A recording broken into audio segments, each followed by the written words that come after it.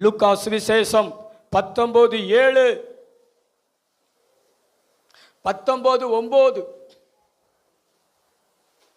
இயேசு அவனை நோக்கி இன்றைக்கு இந்த வீட்டுக்கு ரட்சிப்பு வந்தது. இவனும் ஆபிரகாமுக்கு குமாரனாய் இருக்கிறானே. ஆண்டவர் அவருக்கு இடம் கொடுக்கிறவங்களை எதுல இடம் பெற செய்கிறாரு? பக்கத்துல உங்களை பார்த்து சொல்லுங்களேன், ஆண்டவருக்கு. இவ்வளவுதான் சவுண்ட் வருமா? சத்தமா சொல்லுங்களேன், ஆண்டவருக்கு இடம் கொடுக்கிறவங்களுக்கு ஆண்டவர் இடம் பெற செய்கிற இடம் ஆசீர்வதிக்கப்பட்டவர்களுடைய வரிசையில இடம் கொடுக்கிறார். எதுல இடம் கொடுக்கிறாரு? ஆசீர்வதிக்கப்பட்டவர்கள் வரிசையில இடம் கொடுக்கிறாரு. ஆசீர்வாதத்தில் இடம் பிடிக்க செய்கிறாரு. ஆனா ஆரம்பத்தில் பாவி என்கிற பெயரோடு சபிக்கப்பட்டவர்களுடைய லிஸ்ட்ல இருந்த சகையு ஒரு ஆயக்காரன், சகை ஒரு பாவி.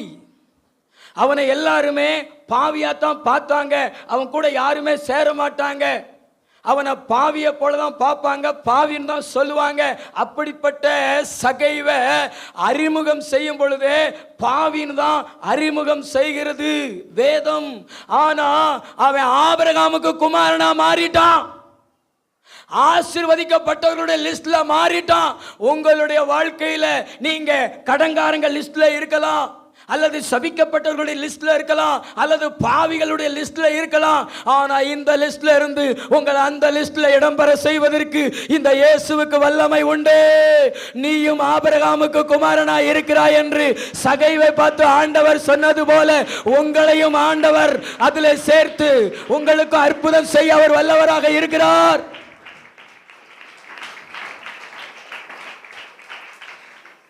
எவ்வளவு பெரிய மாற்றம் பாருங்களேன் பிரதர், எவ்வளவு பெரிய மாற்றம். சகை தன்னுடைய இருதயத்தில் இயேசுவுக்கு இடம் கொடுத்தான். காசு பணம் இருந்தது, ஆனா அந்த காசு பணமெல்லாம் நம்ம லிஸ்ட்டை மாத்தாது. இன்னைக்கு இந்தியாவிலே பெரிய பணக்காரங்க யாரு? அனில் அம்பானி. அவர் பாவியா? சொல்லுங்களேன், பாவியா பரிசுத்தவானா? பணம் நிறையா இருக்குல்ல. ஏங்க இந்த உலகத்தை நீ ஆதாயப்படுத்தி வச்சிருந்தாலும் ஏசப்பா உன் பாவங்களை மன்னிக்கலைன்னா, ஏசப்பாவுடைய ரத்தம் உன்னை கழுவலைன்னா நீ பாவிதான். பணம் எவ்வளவு இருந்தாலும் உன் லிஸ்ட்டு மாறாது. பணக்காரர்கள் லிஸ்ட்டில் இருக்கலாம், ஆனால் பாவிகளுடைய லிஸ்ட்டில் இருக்கும், நரகத்துக்கு போகிறவங்க லிஸ்ட்டில் இருக்கும், பாதாளத்துக்கு போகிறவங்க லிஸ்ட்டில் இருக்கும், சபிக்கப்பட்டவங்களுடைய லிஸ்ட்டில் இருக்கும். ஆனால் இயேசு கிறிஸ்துக்கு நீங்கள் இடம் கொடுத்து இயேசு உள்ளே வந்துட்டா அந்த லிஸ்ட்டையை மாற்றி ஆபிரகாம் எந்த லிஸ்ட்டில் இருக்கிறாரோ, பரலோகத்துக்கு போனவங்க எந்த லிஸ்ட்டில் இருக்கிறாங்களோ, பரிசுத்தவான்கள் எந்த லிஸ்ட்டில் இருக்கிறாங்களோ, ஆசீர்வதிக்கப்பட்டவங்க எந்த லிஸ்ட்டில் இருக்கிறாங்களோ அந்த லிஸ்ட்டில் உங்களை சேர்த்துருவார் ஆண்டவர், இடம் பெற செய்திருவார். உன்கிட்ட காசு பணம் இல்லாட்டாலும் அந்த லிஸ்ட்டில் இடம் பெற செய்வார். நீ பரலோகத்துக்கு போகிற இடத்துல அந்த லிஸ்ட்ல சேர்ந்துருவ.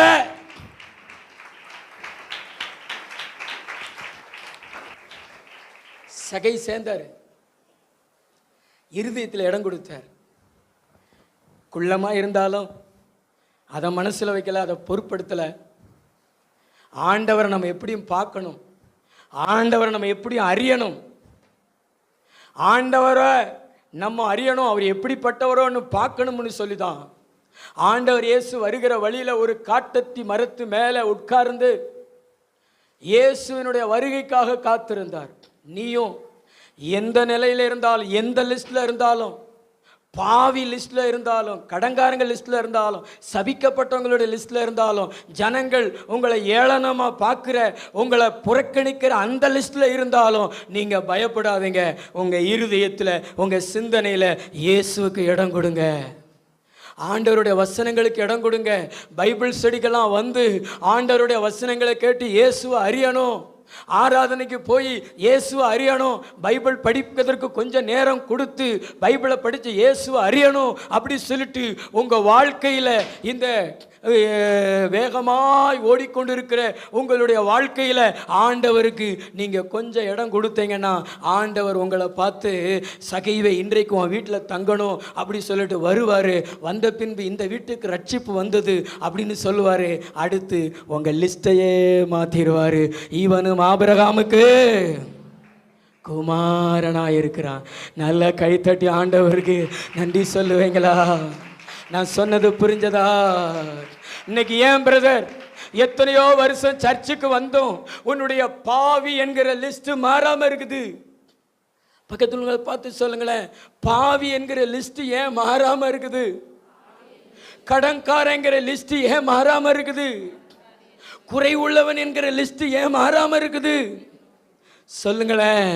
இங்கே ஒரு மிஸ்டேக் பண்ணிட்டீங்க, நீங்கள் எல்லாத்துக்கும் இடம் கொடுக்குறீங்க, ஆனால் இயேசுவுக்கு மாத்திரம் இடம் கொடுக்கல. ஆனால் இன்றைக்கு இயேசு கிறிஸ்துவுக்கு இடம் கொடுத்து அவர் எப்படிப்பட்டவரோ, அவர் எப்படிப்பட்டவரோ, அவருடைய பேச்சு எப்படிப்பட்டதோ, அவருடைய பார்வை எப்படிப்பட்டதோ, அவருடைய முகம் எப்படிப்பட்டதோ, அவர் எப்படிப்பட்டவரோ அப்படி சொல்லிட்டு அவரை அறியணும், அவரை அறியணும், அவரை தேடணும் அப்படி சொல்லிட்டு அவரிடத்துல வந்து பாருங்களேன். அவருக்கு உங்க பிஸியான வாழ்க்கையில அவர் மேல நீங்க பசியா இருந்து கொஞ்சம் இடம் கொடுத்து பாருங்களேன். ஆண்டவர் உங்க லிஸ்ட மாத்திடுவாருங்க. ஆண்டவர் உங்க லிஸ்ட மாத்திடுவாரு. நோயாளி என்கிற லிஸ்ட மாத்திடுவாரு. குறைவுள்ளவள் என்கிற லிஸ்ட மாத்திடுவாரு. நான் சொல்றதை நம்புறீங்களா?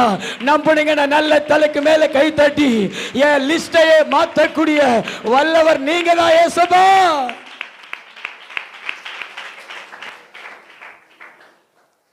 உங்க லிஸ்ட்டை மாத்திடுவாரு.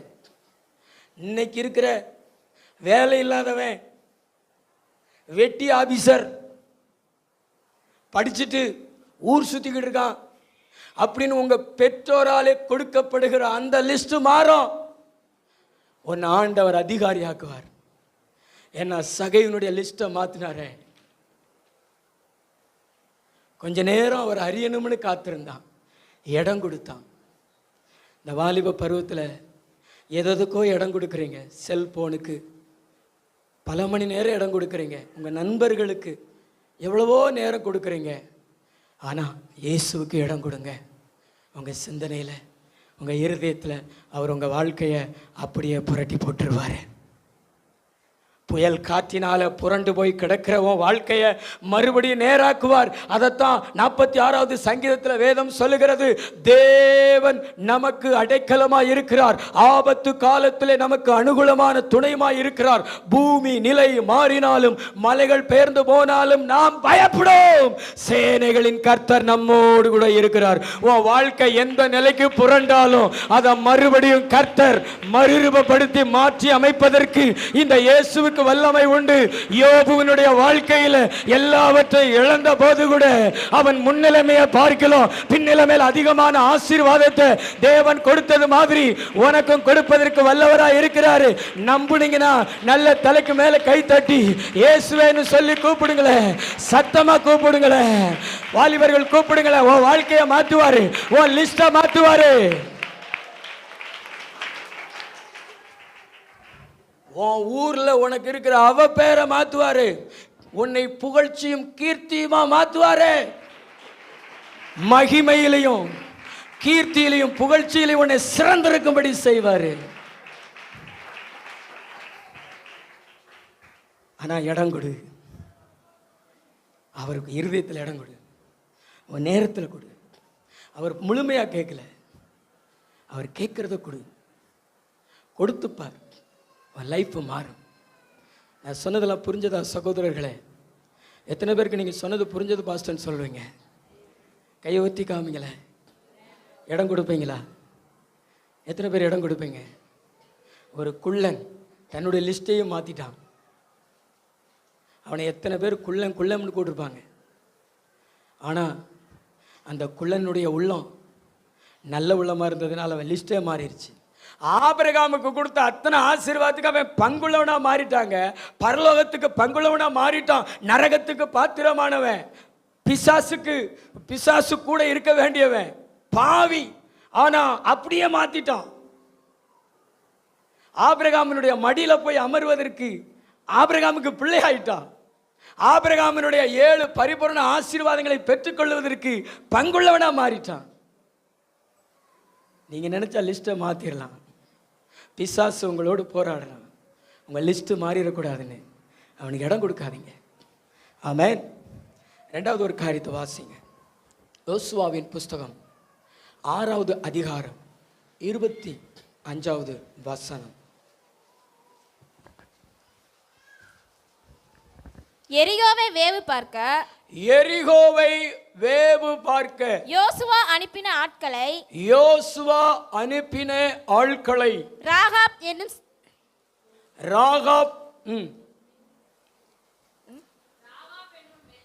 ராகாப் என்னும் வேசி மறைத்து வைத்தபடியினால் அவளையும் அவள் தகப்பன் வீட்டாரையும் அவளுக்குள்ள யாவையும் யோசுவா உயிரோடு வைத்தான். அவள் இந்நாள் வரைக்கும் இஸ்ரவேலின் நடுவில் குடியிருக்கிறாள். நான் சொல்றத நல்லா கவனமா கேளுங்க. ஆண்டவர் நம்மோடு கூட பேசுகிறார். ஒரு கானானிய பெண்மணி, அவளுடைய பேர்லேயே அவளுடைய தொழில் இணைக்கப்பட்டிருக்கிறது. அவளுடைய தொழில் என்ன அப்படின்னா பாலியல் தொழில், விபச்சார தொழில். எரிகோ பட்டணத்தில் முக்கியமான பிஸ்னஸ் அதுதான். நல்ல ஒரு அல்லேலூயா சொல்லுங்களேன். ஹல்லேலூயா. கர்த்தர் நல்லவர். இது போல தான் அந்த எரிகோவில் விபச்சார தொழில் மூலமாக தான் வருமானம் ஈட்டி அந்த அரசாங்கம் நடந்து கொண்டிருந்தது. அதனால தான் எரிகோவில் ஒன்றே எடுத்துகிட்டு வர வேண்டாம், எல்லாம் சாபத்தீடானதுன்னு சொல்லியிருந்தார். நம்ம ஊர் பைபாஸ் சாலை போல் அந்த ஊரை சுற்றிலும் மதில் இருக்கும். அதாவது 4 ரதங்கள் ஓடுற அளவுக்கு மதில் இருக்கும். அந்த மதில் மேலே ரோட்டு ஓரத்தில் வீடுகள் இருக்கும். அங்கே வந்து விபச்சாரத்தை தொழிலாக செய்கிறவங்க அங்கே குடும்பமாக குடியிருப்பாங்க. வெளி தேசத்திலிருந்து வர்றவங்க அந்த விபச்சாரத்தில் ஈடுபட்டு வருமானத்தை கொடுத்துட்டு போவாங்க. இதை வந்து இவங்க அரசாங்கத்துக்கும் வரி கொடுக்கணும், அதிலே குடும்பத்தையும் காப்பாற்றணும். அப்படிப்பட்டு ஒரு தொழில் செய்து கொண்டிருந்தவள், சின்ன வயசிலிருந்தே அதில் ஈடுபடுத்தப்பட்டு கொண்டிருந்தவள், அவளுடைய தேசத்தை குறித்து ஒரு வெறுப்புணர்ச்சி கொண்டிருந்தவள். ஆண்டவரை விசுவாசிக்கிறா. எரிகோவை உடைக்கிறதுக்கு முன்னாடி யோசுவா 2 வேவுக்காரங்களை அனுப்புகிறா. வேறு வீட்டுக்கு போயிருப்பாங்க, இடம் கொடுக்காமல் போயிருப்பாங்க. ஆனால் இந்த ராகாப் வீட்டுக்கு வந்த உடனே வீட்டை திறந்து கொடுத்து அவங்களுக்கு உணவு கொடுத்து, இது அரசாங்கத்துக்கு தெரிஞ்ச உடனே இவங்களை பரன் மேலே சணல் தட்டைகளை வச்சு மூடி வச்சு அவங்க அப்பொழுதே போயிட்டாங்க அப்படின்னு சொல்லி இவங்களை பாதுகாப்பாக இறக்கி விட்டவள். போகும் பொழுது என்னையும் தகப்பன் குடும்பத்தையும் நினச்சிக்கோங்க அப்படின்னு சொல்லும் பொழுது அந்த 2 பேரும், நீ வீட்டுக்கு பின்னாடி சிகப்பு நூல் கயிறை தொங்க விடு, என்னுடைய தளபதிட்ட சொல்கிறோம், எங்கள் ஊழியக்கார்ட்ட சொல்கிறோம், யோசுவா உங்கள் குடும்பத்தை காப்பாற்றுவார்னு சொன்ன உடனே அது மாதிரி அவங்களும் போயிட்டாங்க. இவள் சிகப்பு நூல் கயிறை வீட்டுக்கு பின்னாடி தொங்க விடுறா. யோசுவாட்ட சொல்லிட்டாங்க. யோசுவாவும் வீரர்களுக்கு சொன்ன உடனே எரிகோ கோட்டை இடிக்கப்படுவதற்கு முன்பாக அந்த சிகப்பு நூல் கயிறு கட்டப்பட்டிருந்த அந்த சன்னல் அமைந்த அந்த வீட்டுக்குள்ளே இருந்தவங்களை மட்டும் பத்திரமா கொண்டு வந்து ஓரத்தில் வைக்கலைங்க. ஆண்டவர் சொல்லியிருக்கிறார், என்னிடத்தில் வருகிறவர்களை நான் புறம்பே தள்ளுவதில்லை அப்படின்னு சொல்லியிருக்கிறார்ல. ஓரத்தில் வைக்கல, கடைசியில் வைக்கல, சைடில் வைக்கல. ஆண்டவர் தன்னுடைய ஸ்தானத்தை கொடுத்தாரு. இஸ்ரவேலின் பரிசுத்தர் நடுவில் இருக்கிறார், இனி நீ தீங்கை காணாதிருப்பா என்று ஆண்டவர் இருக்கிற அந்த ஸ்தானத்தை அந்த ராகாப்புக்கு கொடுத்தார் ஆண்டவர். அவள் இஸ்ரவேலின் நடுவிலே குடியிருந்தாள். அவள் இஸ்ரவேலின் நடுவிலே. நீ கர்த்தருக்கு இடம் கொடுத்தீனா, நீ கொடுத்த இடத்தை பார்க்கலும் தம்பி, நீ கொடுத்த இடத்தை பார்க்கலும் மகிமையான இடத்தை உனக்கு தருவாரு. நீ கொடுத்த இடத்தை பார்க்கலும் மகிமையான இடத்தை உனக்கு தருவாரு. இஸ்ரவேலின் நடுவிலே. சொல்லுங்களேன், பின்னாடி உள்ளவங்க சொல்லுங்களேன், இஸ்ரவேலின் நடுவிலே, சபை நடுவிலே. ஒரு மகிமையான ஒரு முக்கியமான இடத்தை தேவன் கொடுத்தார். உங்கள் இருதயத்தில் இடம் கொடுங்களேன். உங்கள் இருதயத்தில் வாலிப தம்பிகள், உங்கள் இருதயத்தில் இயேசுவுக்கு இடம் கொடுங்களேன். உங்கள் சிந்தனையில் இடம் கொடுங்களேன். உங்கள் நேரத்தை கொடுங்களேன். உங்களுடைய வாழ்க்கையில் கொஞ்சம் ஆண்டவருக்கு கொடுத்தவரை நேசித்து பாருங்களேன். உங்களுக்கு ஆண்டவர் கொடுக்குற இடம் சூப்பர் இடமா இருக்கும். நான் சொல்கிறேன், சபையிலேயே உங்களை மகிமையாக நிறுத்தி வச்சிருப்பாரு. முக்கியமான ஆளாக வச்சிருப்பாரு. உங்க பேரை பிரஸ்தாபப்படுத்துவாரு. உங்க பேரை பெருமைப்படுத்துவாரு. இன்னைக்கு இடம் கொடுக்காததுனால தானே நம்மளுக்கு ஆண்டவர் அவருடைய நடுவில் இடம் கொடுக்க முடியல. அவருடைய இடத்துல இடம் கொடுக்க முடியல. ஆமென். ஒரு வேசி என்கிற பேரை ஆண்டவர் மாத்தினார். அவளுக்கு வீட்டுக்குள்ள கூட இடம் கொடுப்பதற்கு அவளுக்கு தகுதி இல்லை. ஆனால் சபை நடுவில் இடம் கொடுத்தார் கர்த்தர். இன்னொரு காரியத்தை நான் சொல்ல போகணும்னா, ஆண்டவர் இயேசு கிறிஸ்துனுடைய லிஸ்ட்டில் வரிசையில் அந்நிய பெண்கள் 3 பேர்.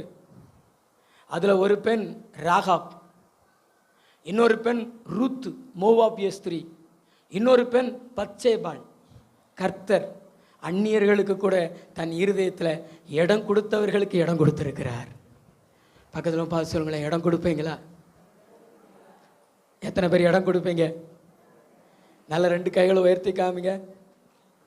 நீங்கள் இடம் கொடுத்தீங்கன்னா உங்களுக்கும் மகிமை கொடுப்பாரு, உங்கள் குடும்பத்துக்கும் மகிமை கொடுப்பார், உங்கள் அம்மா அப்பாவுக்கும் மகிமையான இடம் கொடுப்பார், உங்கள் பிள்ளைகளுக்கும் மகிமையான இடம் கொடுப்பாரு, உங்கள் வீட்டுக்காருக்கும் மகிமையான இடம் கொடுப்பாரு. பிரதர், உங்களுக்கு மாத்திரமல்ல, உங்கள் குடும்பத்துக்கு. பிரதர், உங்கள் குடும்பத்துக்கு, பின்னாடி இருக்கிறவங்க உங்கள் குடும்பத்துக்கு. ஒரு ஹல்லேலூயா சொல்லுங்களேன். ஹல்லேலூயா. விசுவாசம் இருந்தால் தான் இடம் கொடுப்பீங்க. ஏசுனாருக்கு இன்னைக்கு ஏன் சிந்தனையில் இருதயத்தில் இடம் கொடுக்கறது இல்லை? எபிரேயர் 11:31 வாசிங்களேன். 11:31. விசுவாசத்தினாலே ராகாப் என்னும் வேசி வேவுக்காரரை சமாதானத்தோடு ஏற்றுக்கொண்டு கீழ்ப்படியாதவர்களோடு கூட சேதமாகாதிருந்தால், ஆண்டவருக்கு அவள் இடம் கொடுத்ததுனால அவளையும் அவள் குடும்பத்தை அவள் காப்பாற்றிக்கிட்டாளா? நீங்க உங்களை காப்பாற்றணும், உங்க குடும்பத்தை காப்பாற்றணும்னா ஏசப்பாவுக்கு விசுவாசத்தினால இடம் கொடுக்கணும். எத்தனை பேர் உங்க குடும்பத்தாரை நேசிக்கிறீங்க, உங்க பிள்ளைகளை நேசிக்கிறீங்க, உங்க கணவரை நேசிக்கிறீங்க? 2 கை உயர்த்தி காமிங்களேன். உங்க அம்மா அப்பாவை நேசிக்கிறீங்களா? நேசிக்கிறீங்கன்னா நல்லா கை உயர்த்தி காமிங்களேன். நேசிக்கிறியா உங்கள் அப்பாவை? 2 கை உயர்த்தி காமிய. நேசிக்கிறியா? பிறந்த நாள் கொண்டாடுறதுல நேசிக்கிறது கிடையாது. கேட்க வெட்டினோடனே தீர்க்காய் வந்துருமாக்கும். நல்லா 2 கை உயர்த்தி காமிங்க. உங்கள் அப்பாவை நேசிக்கிறியாடா? இட்லி கடையை நேசிக்கிறியா? நல்லா கை உயர்த்தி காமிங்க. பின்னாடி உள்ளவங்க இந்த கையை உயர்த்திருக்கிற நீங்கள் வேறு எந்த முயற்சி பண்ணாலும் உங்கள் குடும்பத்தை நீங்கள் காப்பாற்ற முடியாது. உங்கள் இதயத்தில், உங்கள் வாழ்க்கையில் நீங்கள் ஆண்டவருக்கு இடம் கொடுத்து பாருங்கள். உங்களையும் காப்பாற்றுவார், உங்கள் குடும்பத்தையும் காப்பாற்றுவார் ஆண்டவர். அதாவது துர்செய்தி, பேட் நியூஸ் இந்த காதில் கேட்பதற்கு என் ஆண்டவர் அனுமதிக்க மாட்டார். உங்கள் ஃபோனில் நீங்கள் பதட்டம் அடைகிற அந்த செய்தியை கேட்க விட மாட்டார் ஆண்டவர். நீ இடைவிடாமல் ஆராதிக்கிற உன் தேவன் உன்னை தப்புவிக்க வல்லவராய் இருந்திருப்பார். ஏன்னா அவருக்கு இடம் கொடுத்தவங்களை அவர் மறக்கவே மாட்டார். உங்கள் அப்பாவை ரட்சிப்பார். உங்கள் அப்பாவை கொண்டு வந்தார்ல, உன்னுடைய ஆராதனை, உன்னுடைய ஜபம். ஆமாம், எங்கள் அப்பாவை இன்னும் உயிரோடு வச்சிருக்கார் கர்த்தர். இன்னும் உயிரோடு வச்சிருக்கிறார் கர்த்தர். நல்லா நடக்கிறார். 25,000 ரூபாய்க்கு மேலே பென்ஷன் வாங்குகிறார். நமக்கு கொடுக்க மாட்டார். ஆனால் நான் ஆண்டவருக்கு ஊழியம் செஞ்சதுனால, என் வாழ்க்கை ஆண்டவருக்கு கொடுத்ததுனால என் ஆசீர்வாதமெல்லாம் எங்கள் அப்பாவுக்கு போயிடுச்சு பாருங்களேன். எத்தனையோ முறை படுத்தாலும் எந்திரிச்சிருவார். இன்றைக்கு ஆண்டவர் வச்சிருக்கிறார். அல்லேலூயா. நீ இடைவிடாமல் ஆராதிக்கிற உன் தேவனாகிய கர்த்தர் உன் கால்களை பலப்படுத்துவார், உன் வீட்டுக்கார பலப்படுத்துவார். சேதமாக விட மாட்டார், சேதமாக விட மாட்டார். தம்பி, நீ ஆண்டவருக்கு இடம் கொடு, உன் இருதயத்துல இடம் கொடு, நேரம் கொடு. உன் வீட்டுல சாத்தான நுழைய விட மாட்டாரு, உன் பிள்ளைகளை உன்னை தொட விட மாட்டாரு. யோபுவை அவனுடைய வீட்டை அவனுக்கு உண்டான எல்லாவற்றையும் சுற்றிலும் கர்த்தர் வேலை அடைச்சது மாதிரி ஒரு வேலையை போட்டுருவாரு. இன்னைக்கு முழு ஜெபத்துக்கு வா, இன்னைக்கு நீ ஜெபிச்சுக்கிட்டு இருப்ப, ஆண்டவர் உன் வீட்டுல காவல் வச்சிருப்பாரு, தூதர்களை வச்சிருப்பாரு, வழிகள் எல்லாம் உன்னை காக்கும்படி உனக்காக தூதர்களுக்கு கட்டளையிடுவாரு. பாதம் கல்லில் இடற விட மாட்டாரு, கரங்கள்ல சுமந்து கொண்டு போக வைப்பாரு. நிறைய பேருக்கு இந்த ரகசியம் தெரிய மாட்டேங்குது. இடம் கொடுங்க, ஆண்டவருக்கு இடம் கொடுப்பியா? காலையில் எந்திரிச்சு கொஞ்சம் நேரம் கொடுப்பியா? ஜெபம் பண்ணுவியா? பக்கத்தில் பார்த்து சாப்பாட்டுக்கு இடம் கொடுக்குற நீ, டீக்கு இடம் கொடுக்குற நீ, உட்காந்துட்டு ஏமா டீயை கொடு, இல்லைன்னா எந்திரிச்சு போக மாட்டேன், பல்லு விளக்க மாட்டேன், டீ குடிச்சா தான் பல்லு விளக்குவேன், அப்படியெல்லாம் சொல்லுகிற நீ, அதுக்கெல்லாம் இடம் கொடுக்குற நீ, ஜெபத்தில் ஆண்டவருக்கு இடம் கொடுப்பீங்களா? கடைசியா ஒன்று மட்டும் சொல்லி முடிச்சுடுறேன். கர்த்தருக்கு ஸ்தோத்திரம். 2 ராஜாக்கள் 4:8.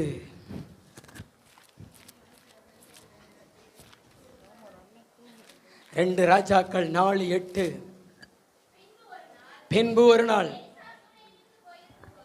எலிசா சூனேமுக்கு போய் இருக்கும்போது அங்கே இருந்த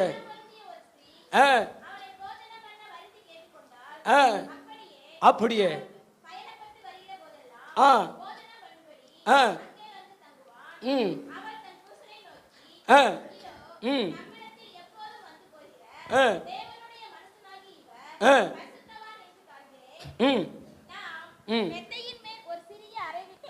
கட்டி அவருக்கு ஒரு கட்டிலை, மேஜையும் நாற்காலியும் குத்து விளக்கை காய்ப்போம்.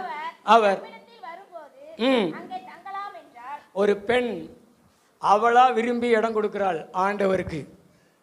வீட்டு மேலே ஒரு வீடு கட்டி கொடுக்கிறாள் ஆண்டவருடைய ஊழியக்காரருக்கு. ஊழியத்துக்கு வரும் பொழுதெல்லாம் ரெஸ்ட் எடுத்து ஊழியம் செஞ்சுட்டு போட்டோம், நம்ம வீட்டிலே சாப்பிட்டுட்டு போகட்டும் அப்படி சொல்லிட்டு இடம் கொடுக்குறா. வேற யாரும் அவரை கூப்பிடலை.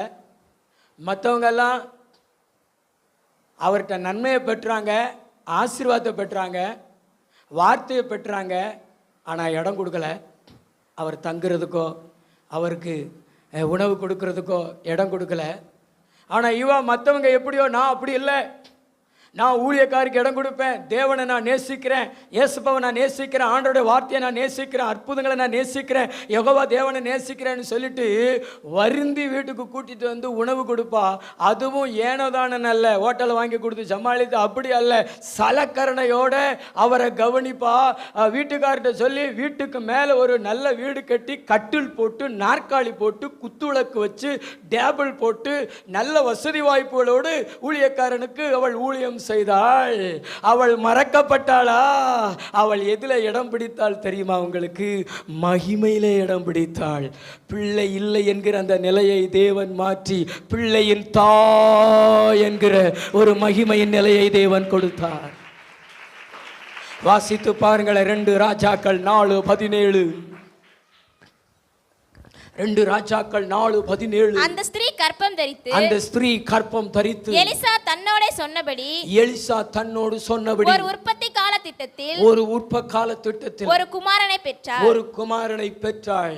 அந்த பிள்ளை வளர்ந்தான், ஆண் குழந்தையை கையில் அணைத்துக் கொண்டிருந்தாள். நான் சொல்றேன், ஒரு ரகசியத்தை மட்டும் சொல்றேன். நிமிந்து பார்த்து சத்தமா 2 கைட்ட ஒரு அல்லேலியா சொல்லுங்களேன். சகோதரர்கள், வாலிபர்கள், ஒரு அல்லேலியா சொல்லுங்களேன். நீங்கள் அல்லேலியா சொன்னாலும் சொல்லாட்டாலும் உங்களுக்கு வாழ்வர் கொடுகை உண்டு இன்னைக்கு. ஆமென், அல்லேலூயா. பெண்களுக்கு 2 இடத்துல மகிமை. இப்போ இப்படி இருக்கும்போது இந்த பாப்பா பேரை சொல்லி விஜி அப்படின்னு பேரை சொல்லி அழைக்கப்படுவாள். அது மாதிரி மாலதி அப்படின்னு பேரை சொல்லி அழைக்கப்படுவாள். ஆனால் இவங்க வாலிப பிள்ளைகளாகி பெரிய பிள்ளைகளாகி திருமணம் ஆன உடனே எப்படி அழைக்கப்படுவாள்? ஆண்டவர் அவங்களுக்கு கொடுத்துருக்கிற அந்த மணவாளனுடைய பேரை வச்சு என்ன செய்வார்கள்? அழைக்கப்படுவார்கள். அப்படித்தானே வாழ்க்கை துணை அப்படித்தான். ஒரு ஆணை ஒரு பெண்ணை வைத்து அழைப்பார்கள், மனைவியை வைத்து அவளுடைய கணவர் அப்படி சொல்லி. அது மாதிரி ஒரு பெண்ணை அவளுடைய மனைவி அப்படின்னு அழைப்பார்கள். சரி, அது முடிஞ்சு போச்சு, அது ஒரு மகிமை. இன்னும் அதுக்கடுத்து பார்த்தீங்கன்னா, இந்த பிள்ளைகளை கர்த்தருடைய கிருபையினால் பெரிய ஆளாய் திருமணம் பண்ணி அவங்களுக்கு ஒரு குழந்தை ஆண்டவர் கொடுக்குறார். ஒரு குழந்தையோ 2 குழந்தையோ 3 குழந்தையோ 16 குழந்தையோ ஆண்டவர் கொடுக்குறார். அந்த இவங்களை எப்படி பேரை அழைப்பாங்க தெரியுமா? அந்த குழந்தைகளுடைய பேரை வச்சு ஸ்கூலுக்கெல்லாம் போனால் அந்த குழந்தையினுடைய பேரை வச்சு என்னுடைய பேரை அப்படி அழைப்பாங்க. ஆஸ்பத்திரிலையும் அப்படி தான் அழைப்பாங்க, ஸ்கூல்லையும். ஜோயல் ஃபாதர், ஜோயல் அப்பா. அது மாதிரி ஜாய் பிளஸி அம்மா, ஜாய் பிளஸி அப்பா அப்படின்னு. ஆண்டவர் 2 மகிமை கொடுக்குறாரா? ஆண்டவர் இந்த சூனேமியாளுக்கு இந்த 2 மகிமை கொடுத்தாரா? நல்ல கணவரை கொடுத்தாரு, நல்ல கர்ப்பத்தின் கனியை கொடுத்தாரு, மகிமையின் லிஸ்ட்டில் ஆண்டவர் இடம் பெற செய்தாரு.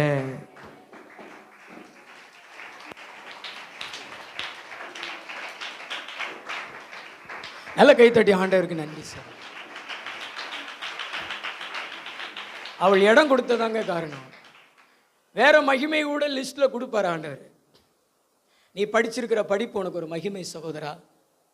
நீ ஒரு இடத்துல அதிகாரியாக இருக்கிற, கலெக்டர் வராரு, டாக்டர் வராரு, இன்ஜினியர் வராரு, ஃபயர் ஹவுஸ் ஓனர் வராரு. சொல்லப்படுகிறதா தேவன் அந்த மகிமை லிஸ்ட்டில் உன்னை சேர்க்கணுமா? எத்தனை பேர் சேர்க்கணும்? கீபோர்டு லிஸ்ட் வராரு, உன்னை மகிமை அந்த லிஸ்ட்டில் சேர்க்கணுமா? எத்தனை பேரை சேர்க்கணும்னு விரும்புகிறீங்க? பாஸ்டர் வராரு, என்னையெல்லாம் எங்கள் ஊர்லேயே பாஸ்டரையா, இந்த யாபேஸ் என் கூட வந்தான். நான் ஒரு நாள் சொல்கிறான், பாஸ்டர் எங்கள் காருக்கு முன்னாடி இறங்கி நடந்து போகிறார், ஒரே வணக்கம்தான், ஒரே சிரிப்பு தான். பாஸ்டர் சொந்த ஊரில் இவ்வளவு வரவேற்பா அப்படின்னு சொல்லி அவனே ஆச்சரியப்பட்டான். இது எல்லாம் யார் கொடுத்தது அப்படின்னா, எஜமான் இயேசு கிறிஸ்து கொடுத்தது தான். அல்லேலூயா. ஆமாம், நல்ல கைத்தட்டி ஆண்டவருக்கு நன்றி சொல்லுங்களேன். கர்த்தர் நம்மளை மகிமைப்படுத்துவாரு. மரியாள் தேவனை குறித்து சொல்றாங்க, வல்லமை உள்ள தேவன் எனக்கு மகிமையானவர்களை செய்தார், அவருடைய நாமம் பரிசுத்தம் உள்ளது. மரியாளுடைய வயிற்றுல இயேசு பிறக்கணும்னு தேவதூதன் சொன்ன போது வேண்டாம்னு சொல்லல. இடமில்லை, இடமில்லை, எனக்கு அவமானம் வந்துடும், என்ன எல்லாரும் என்ன பேசுவாங்க, என் வாழ்க்கை பாழா போயிடும்னு மரியாள் சொல்லல. இதோ ஆண்டவருக்கு நான் அடிமை, ஆண்டவருடைய வார்த்தையின்படியே ஆக கடவுள்னு சொன்ன மரியாள இன்னைக்கு உலகம் போற்றுது. மரியே வாழ்க, மரியே வாழ்கன்னு ஆண்டவருக்கு இடம் கொடுக்கிற நீ கண்டிப்பா மகிமை அடைவாய். உன் பேரை தேவன் பெருமைப்படுத்துவார். விசுவாசரித்த நல்ல தலைக்கு மேல கை தட்டி உன்னை மகிமை லிஸ்ட்ல சேர்ப்பாரு.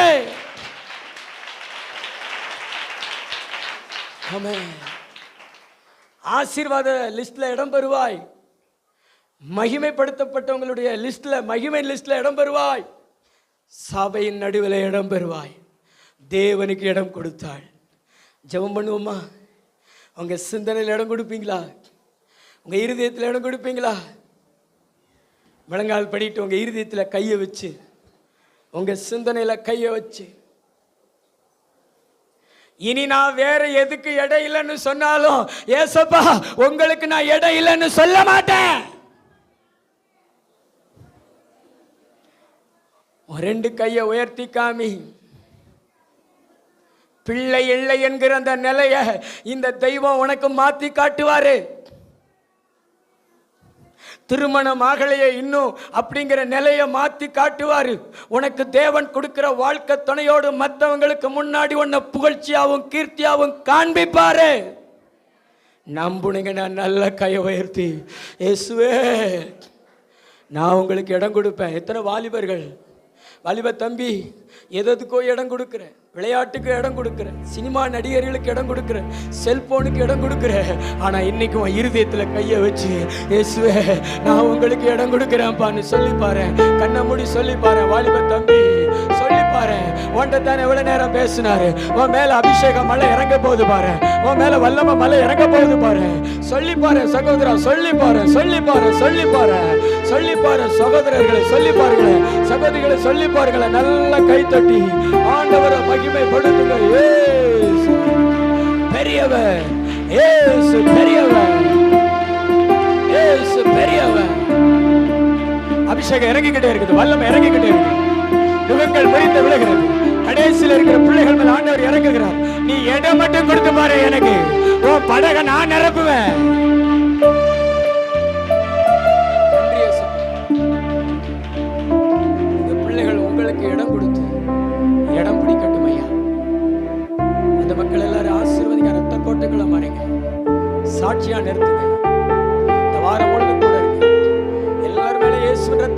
ஆசீர்வதிக்கிறேன்.